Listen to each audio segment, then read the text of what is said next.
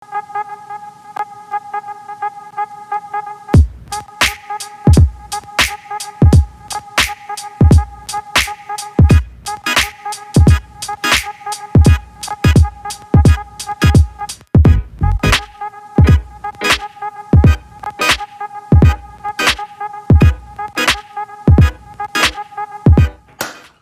going on, good people? It's your guy Dave B here, and today I'll be reviewing Apple's iPhone 13 Pro. Now, this one is the 128 gigabyte version. It also comes in that bold Sierra blue to it, right? It's actually my favorite color. In the box, you have the iPhone 13 Pro, of course, and only the USB-C lightning cable. Like the iPhone 12. I'm not sure why they don't want to include the fast charging adapter. Maybe, it's a little bit above the tax bracket, or Apple just doesn't want to pay for it, or as a money generator. I don't know. I don't like it for sure, but nevertheless, you have to get with the times, and you're gonna have to spend an extra $20 to get the actual adapter. Unboxing this thing was a phenomenal experience. I literally felt like I was unboxing Pandora's box. This thing was just beautiful to look at. It was a sight for sore eyes. Just opening it, tearing off the seal was so satisfying. And then, the nice, neat little new hello sign that they have. I guess this is a new update for iOS 15. And it also has those 3 bold cameras in the back. And the cameras on this machine are actually pretty impressive. I actually have some new technologies going on with it. One of them being ProRes, short for Pro Resolution, which is pretty much a technology that enables this device to shoot studio quality or filmmaker quality video. One caveat to that is that it's not really built for this version, which is the 128 gigabyte. It's really built for the 256 gigabyte version and up. That's not to say that you can't use it with this one, but you really only get up to 180p HD video with 30 FPS. And of course, if you have the 256 gigabyte version, you can go a little bit higher at 4K HD and so forth. And I'm assuming Apple didn't enable us to use the 4K video with ProRes on this one, because 4K video can really eat up your memory. So I think they were looking out for all of the 128 gigabyte users.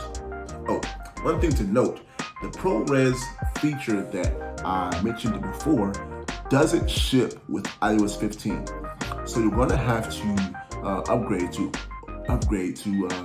iOS 15.1 to actually tap into the ProRes feature. Well, it's December 22 right now. Well, it's December 22nd right now. This phone was released in October. You should have already downloaded it, but if you don't, just go ahead and download the software update 15.1 and you should have it. If you want to turn on Pro Resolution, all you have to do is go to your settings, scroll down to the camera, go over to Format, and all the way at the bottom, you'll see the toggle button for Apple ProRes. But be wary though, this will eat up a lot of your memory.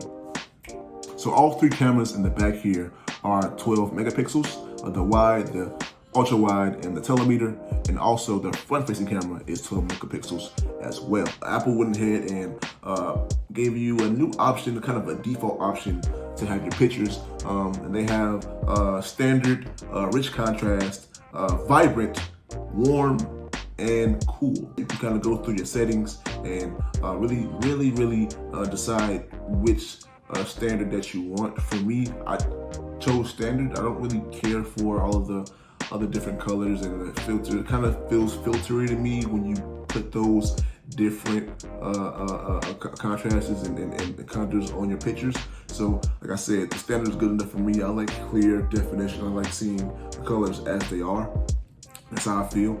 But don't go off of me, guys. If you want to use any of the rich contrast, the vibrant, the cool, go right ahead. They went ahead and put a technology called cinematic mode on the camera. Now, cinematic mode is essentially like portrait mode in video form, in that it will focus on 1 or 2 things that are in the direct focus of the camera, and it will blur out everything else. It looks really cool. Honestly, it's pretty cool, honestly. although it looks great, one thing that I don't like about cinematic mode is that you really don't have control over what is being focused, or at least I haven't mastered it yet. But to me, it seems like it's not something you really can't control. I wish, maybe Apple gave us a little bit more control over that. But like I said, nevertheless, it is beautiful. It looks great, guys. You can see from this video here. But just one caveat about it is that you can't really control what's being focused. But it's not really intuitive on how to focus on. The display on this thing is phenomenal. Actually, truly impressed. Apple never ceases to impress me with their displays year after year.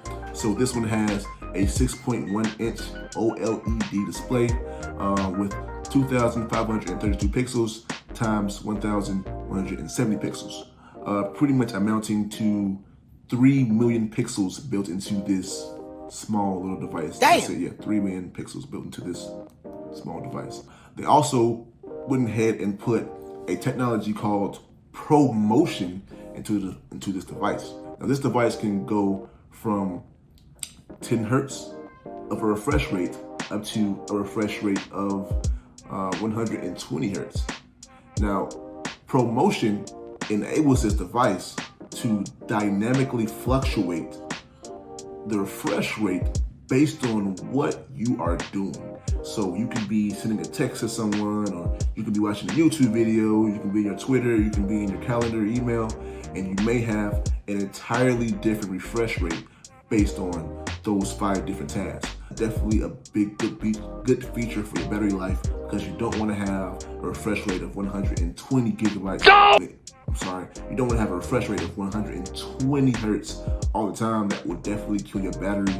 Compare that to the Samsung Galaxy Flip 3 that also has a refresh rate of 120 hertz. However, they don't have a technology to kind of fluctuate the refresh rate based on what you're doing. For me, that spells as a disaster. It spells that you're really gonna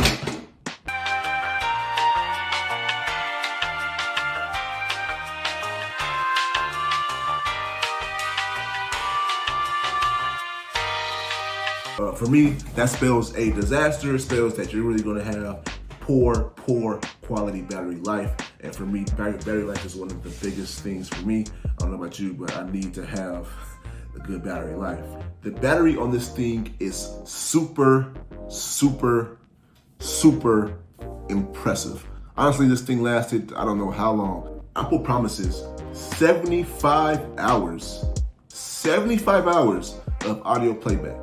They also promised 22 hours of video playback and 20 hours of streamed video playback. So that, to me, is really impressive. Definitely a step up from last year for the 12, where they promised 17 hours of video playback, 65 hours of audio playback, and only 11 hours of streamed video playback. On those small improvements, like I mentioned before, but still an improvement nonetheless. So going forward, the A15 Bionic chip in this thing has 6 cores, 2 for performance and 4 for efficiency. Has a 5-core GPU, and it also has a new 16-core Neural engine. So they packed in a little bit more than they did for the A14 that is in the iPhone 12. And you can also find this chip in the iPad mini 6th generation. Now they have 4 versions for this phone, all varying in the amount of storage. So like I said before, this is the 128 gigabyte version. They also have a 256 gigabyte version for $1,099. They have the 512 gigabyte version for $12.99, and they also have the 1 terabyte version for $14.99. So for me, I don't need a lot of video. I don't need a lot of pictures on my phone or a lot of storage. I already paid for the $10 a month for the 2 terabyte iCloud service, so I don't need all that stuff. A few more physical attributes that you might notice with the iPhone 13 Pro is that it's a little bit bigger and just a little bit heavier than the iPhone 12 Pro. This one is coming at 5.78 inches in height, 2.82 inches in width, and 0.3 inches in depth. Compare that to the iPhone 12 Pro coming at 5.18 inches in height, 2.53 inches in width, and 0.29 inches in depth. The iPhone 13 also weighs 7.19 ounces. Compare that to the 6.6 inches that the iPhone 12 Pro weighed at.